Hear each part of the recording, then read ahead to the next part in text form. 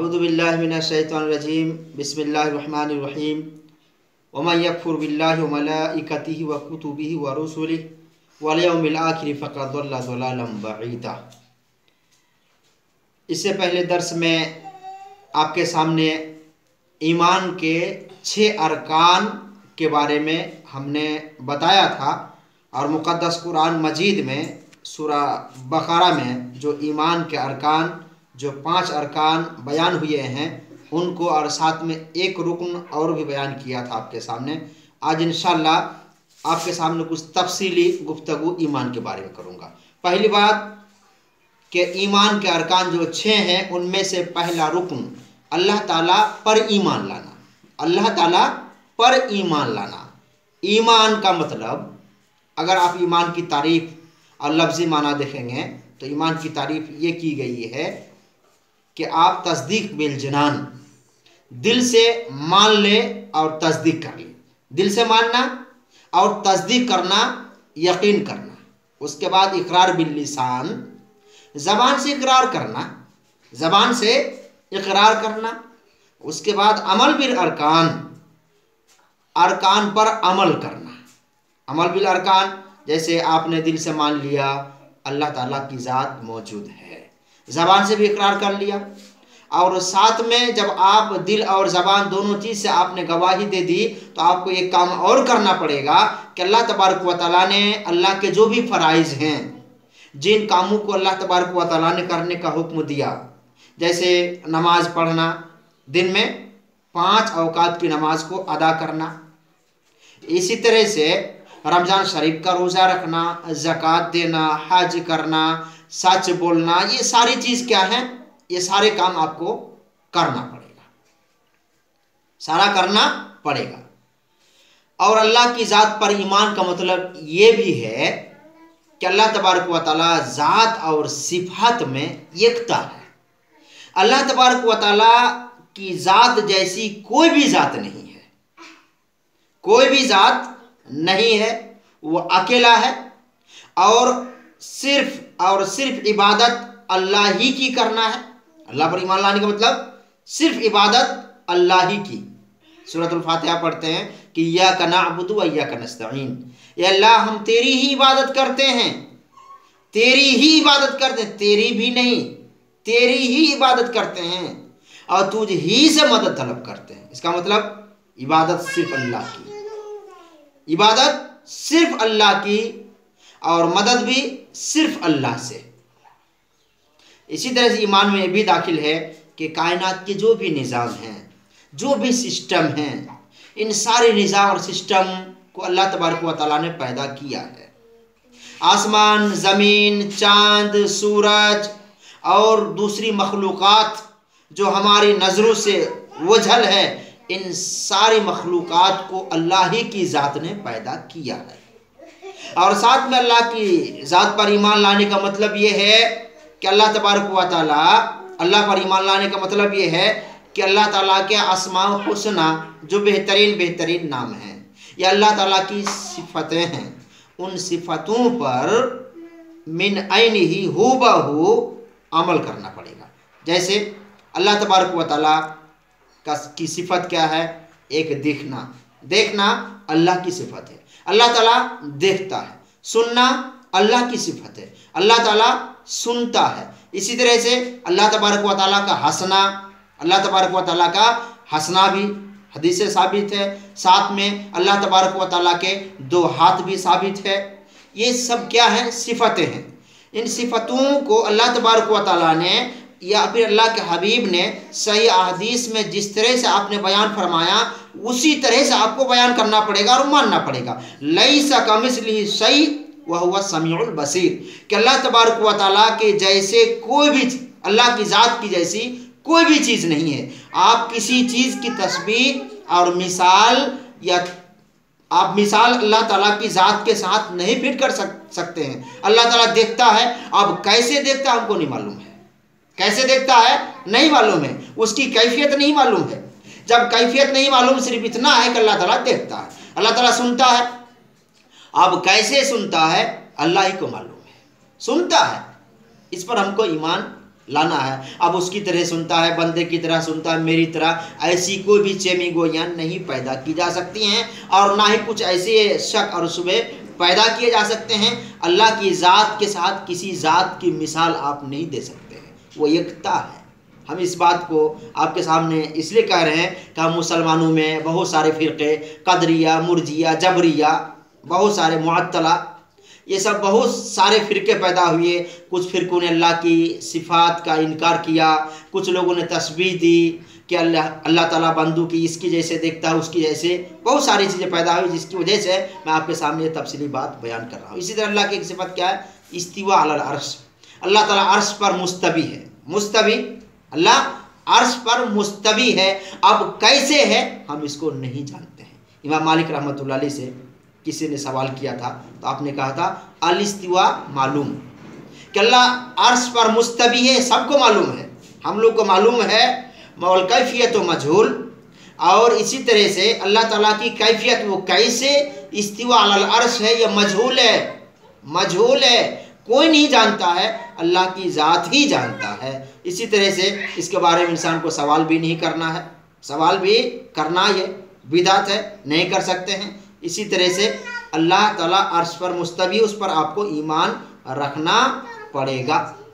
तो ये अल्लाह की ज़ात पर ईमान लाने का मतलब यह है कि अल्लाह का अस्मा व सिफ़ात और अस्माए हुस्ना और अल्लाह इबादत सिर्फ अल्लाह की करना, और ये भी मानना कि इस कायनात को बनाने वाला सिर्फ अल्लाह की ज़ात, अकेली ज़ात है, उसके साथ कोई भी पार्टनर नहीं, कोई भी शरीक नहीं, सिर्फ अल्लाह ही ने तमाम कायनात को बनाया।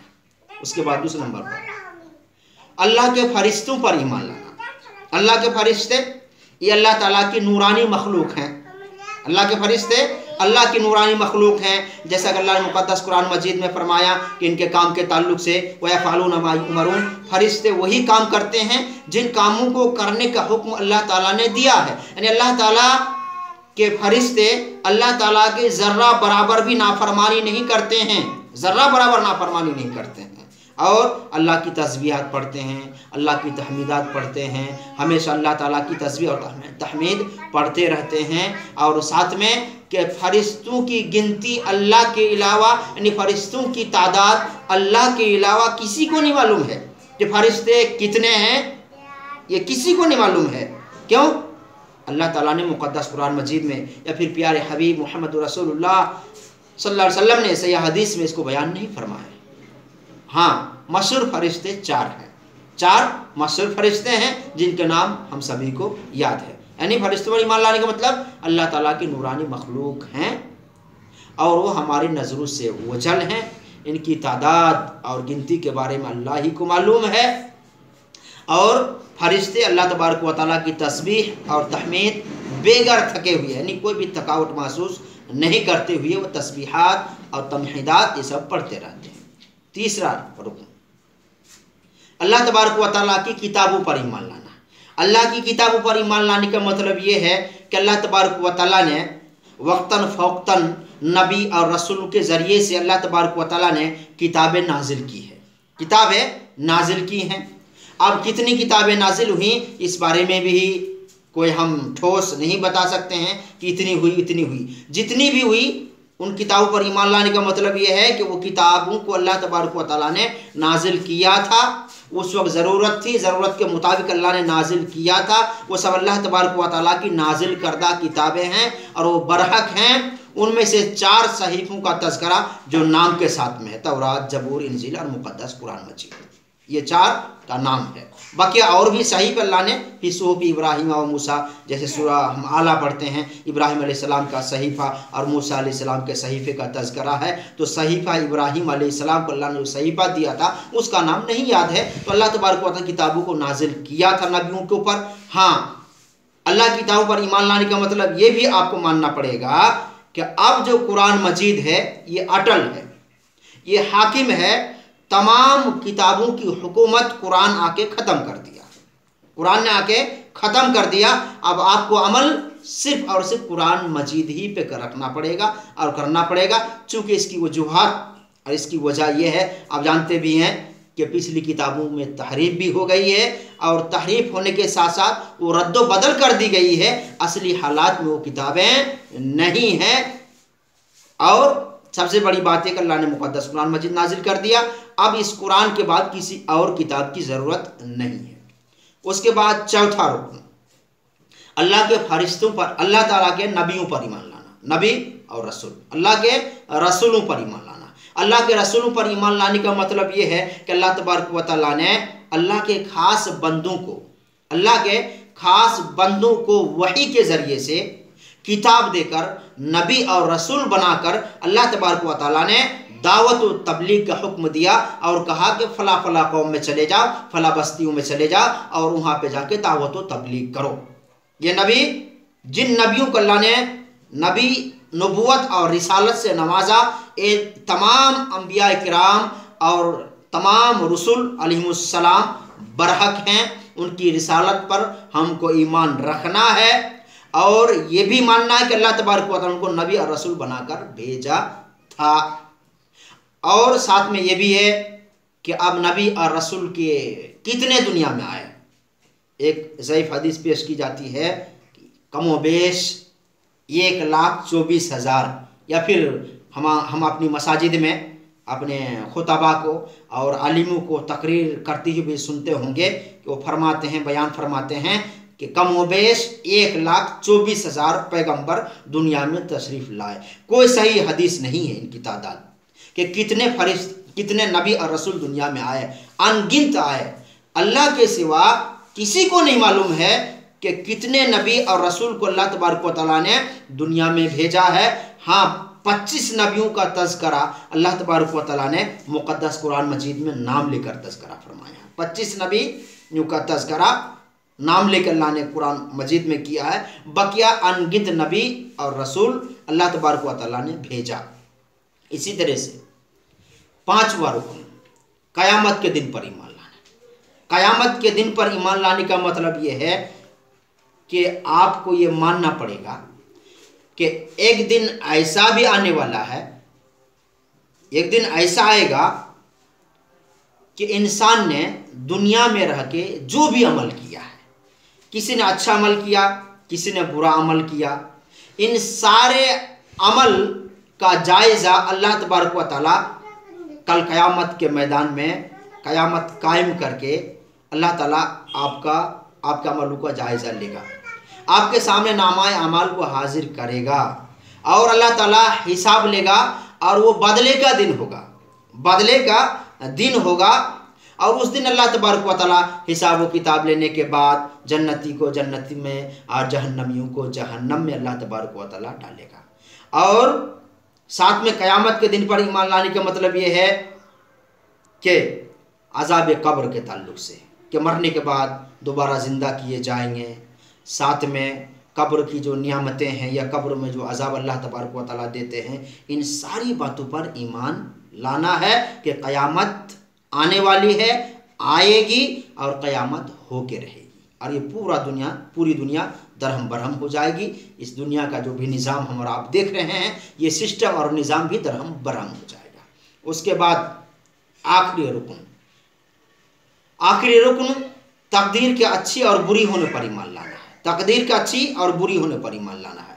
तकदीर, अल्लाह तबारक व तआला ने लौह महफूज में एक बंदू के बारे में या मखलूक़ात के बारे में अल्लाह तबारक व तआला ने नोट करके, दर्ज करके लौह महफूज में हिफाजत के साथ रख दिया है। आपकी तकदीर अच्छी भी हो सकती है, बुरी भी हो सकती है। किसी शायर ने कहा, ए तकदीर बनाने वाले तूने कुछ कमी ना की, ए तकदीर बनाने वाले तूने कुछ कमी ना की, ये किसको क्या मिला मुकद्दर की बात है। तो अल्लाह तबारक व तआला ने आपकी तकदीर अच्छी और बुरी दोनों चीज़ हो सकती है। आपके साथ अच्छा का मामला भी हो सकता है और बुराई का मामला भी हो सकता है, मगर अच्छे और बुरे दोनों पे आपको ईमान रखना है कि इसको अल्लाह तबारक व तआला ने बनाया है। बहुत सारे लोगों ने तकदीर का इनकार किया, तकदीर का इनकार किया। एक फ़िरका कदरिया, उसका नाम ही है कदरिया, उस फ़िरके ने तकदीर का इनकार किया। और तकदीर का मामला एक ऐसा ठोस मामला है और इतना ख़तरनाक मामला है कि तकदीर के बारे में बहस भी करना मना है। अल्लाह के हबीब मोहम्मद रसूलुल्लाह सल्लल्लाहु अलैहि वसल्लम ने तकदीर के बारे में बहस करने से मना फरमाया है। यूँ तो ये जो 5 अरकान 6 अरकान जो अल्लाह ने बयान फरमाया है ईमान के अरकान, इन सारे अरकान का ताल्लुक ईमान बिल गैब से है। ईमान बिल गैब का मतलब ये है कि आप अल्लाह तबारक व तआला की ज़ात पर ऐसे ही ईमान लाए जैसे कि अल्लाह ने लाने का हुक्म मुक़द्दस कुरान मजीद में दिया है और नबियों ने जैसा हुक्म दिया है। और इस चीज़ को कोई भी आदमी, ये जो 6 अरकान हैं, 5 चीज़ से हासिल नहीं कर सकता है।